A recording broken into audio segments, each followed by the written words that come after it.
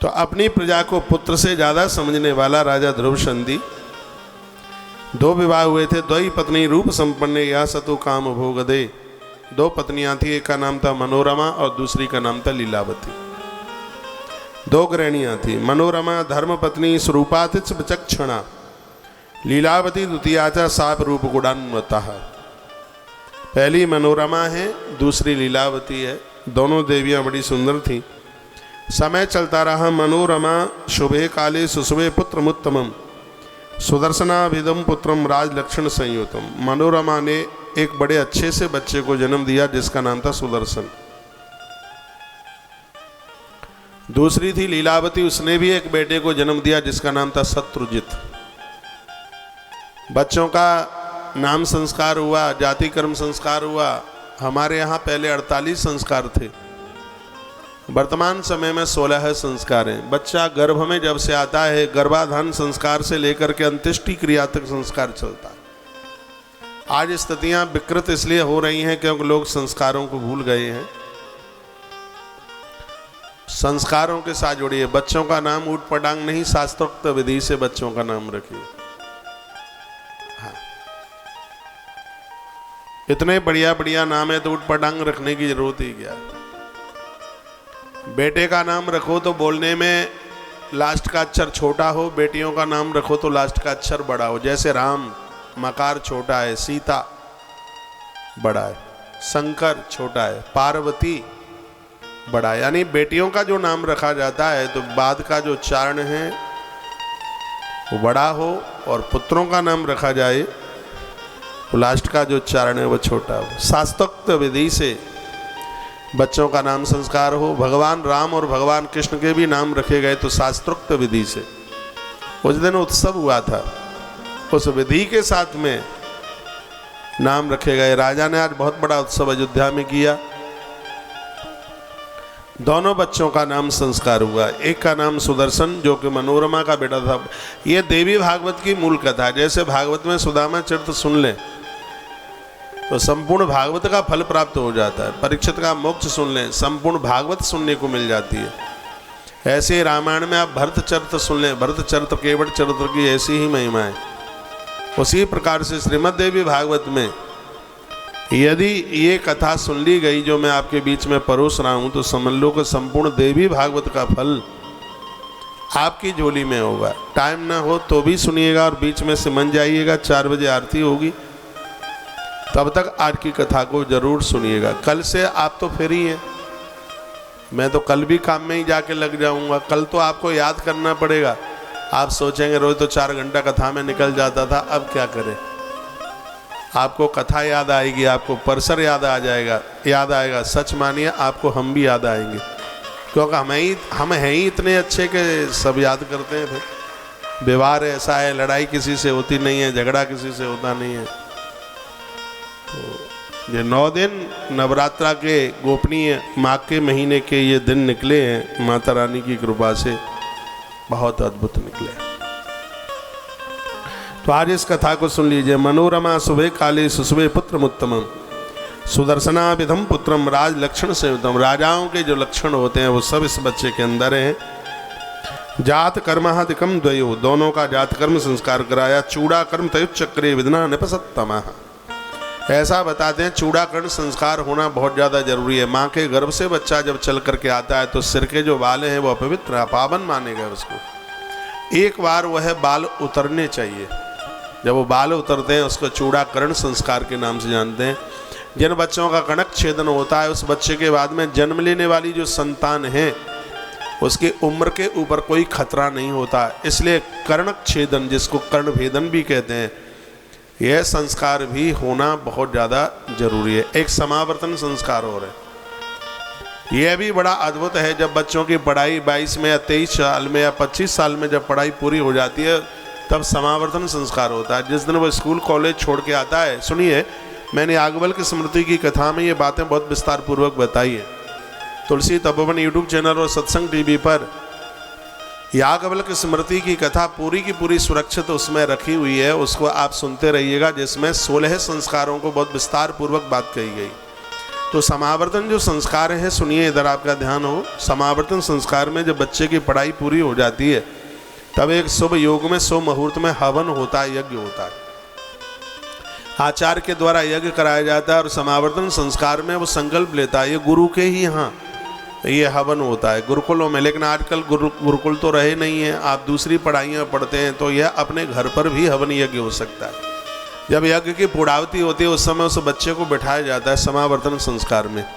वो संकल्प करता है, दो मार्ग में से एक मार्ग को चुनता है, एक निवृत्ति मार्ग है और एक प्रवृत्ति मार्ग है।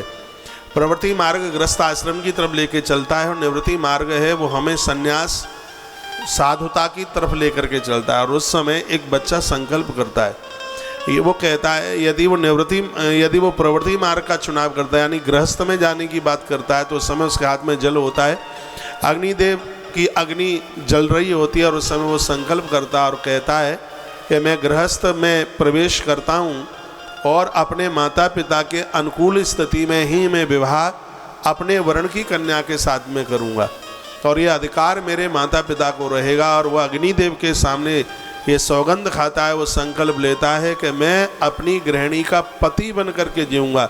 पति का मतलब है जो पत्नी को पतित ना होने दे, उसको दुखित ना होने दे, उसे कष्ट ना भोगने दे, उसकी हारी दुखारी बीमारी में सर्व प्रकार से उसका सहयोगी बनूंगा।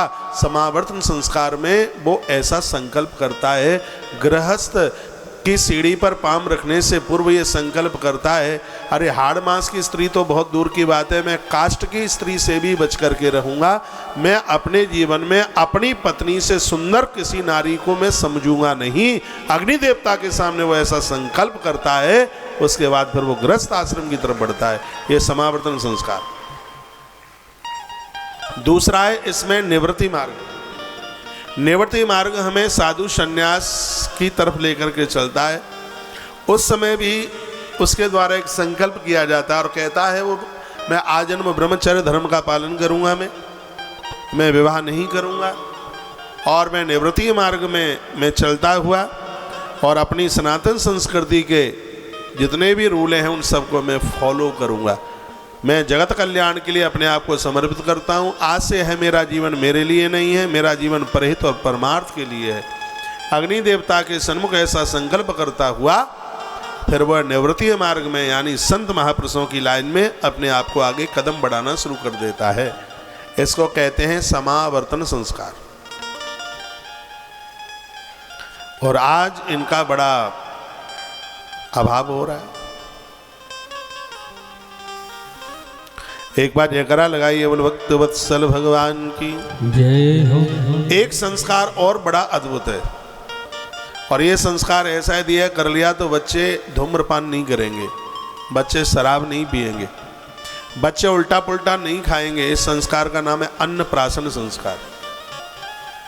बच्चा जब 3 महीना प्लस हो जाता है तो उसको अन्नप्राशन संस्कार कराया जाता है। 3 महीने में कराओ, 5 महीने में कराओ, 7 महीने में कराओ, साल में कराओ, 1.25 साल में कराओ।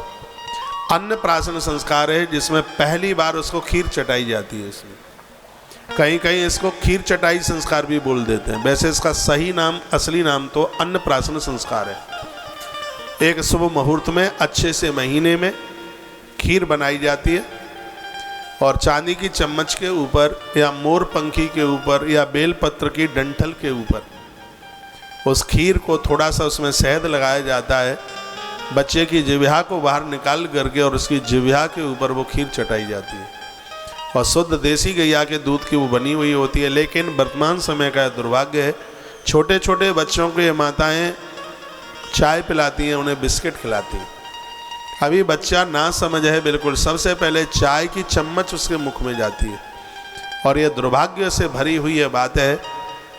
माँ का दूध जब छूटता है तो बच्चा गैया का दूध पीता है और जब कोई अन्न यदि उसके मुंह में जाता है तो सबसे पहले उसको खीर चटाई जाती है, खीर बनाई जाती है और उसको चांदी की चम्मच के ऊपर या मोर पंखी के द्वारा या बेल पत्र की डंठल के द्वारा उसकी जिह्वा के ऊपर खीर में हल्का सा शहद मिलाया जाता है और फिर उसको उसकी जिह्वा के ऊपर हल्की सी खीर उसको चटाई जाती है।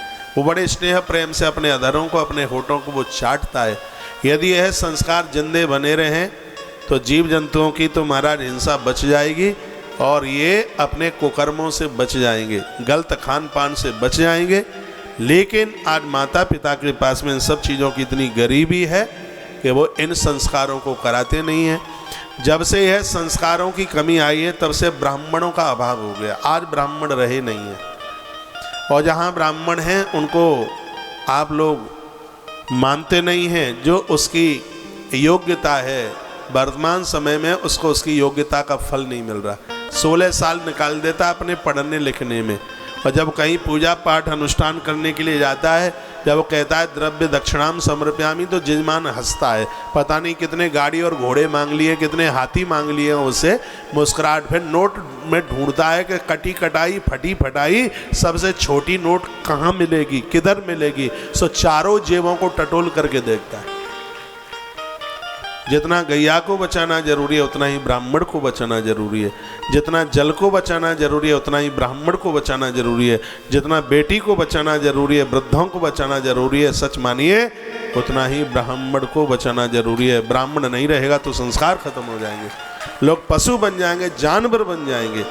ये जितनी भी परंपरा ये दिखाई देती है वो सब इन आचार्यों ने, ब्राह्मण देवताओं ने हमें और आप सबको प्रदानित की।